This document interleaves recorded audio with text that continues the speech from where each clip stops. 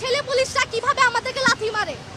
আমি যখন আমার সহযোদ্ধা ভাইদেরকে বাঁচাতে গিয়েছি, কিভাবে ছেলে এইচএসসি পাস করা, এসএসসি পাস করা কনস্টেবল গুলো কিভাবে আমাদের গায়ে লাথি মারে। একটা 4 মাসের অন্তঃসত্ত্বা মেয়ের গায়ে কিভাবে লাথি মারে। আজকে যদি তার সন্তানের ক্ষতি হইতো, তাহলে কি মেয়র শাহাদাত এর ক্ষতিপূরণ দিতে পারতো?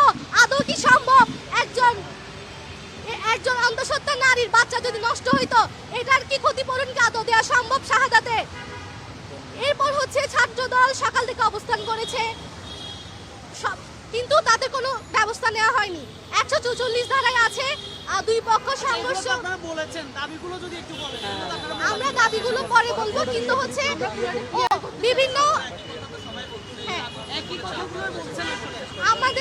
আমি যেটা সাইবার বুলিং নিয়ে বলতে চাই, আমাদের বিভিন্নভাবে ট্যাগানো হচ্ছে।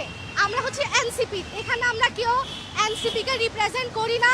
আমরা সবাই এখানে অরাজনৈতিক, এনসিপি থেকে আমরা কেউ আসি নাই। তো দয়া করে কেউ আমাদেরকে এনসিপি ট্যাগ দিবেন না। আর এনসিপিও এটা নিয়ে কোনো ধরনের মুখ খুলছে না, তারা এটার আরো সুযোগ সুবিধা আরো ডাবল ভাবে নিচ্ছে।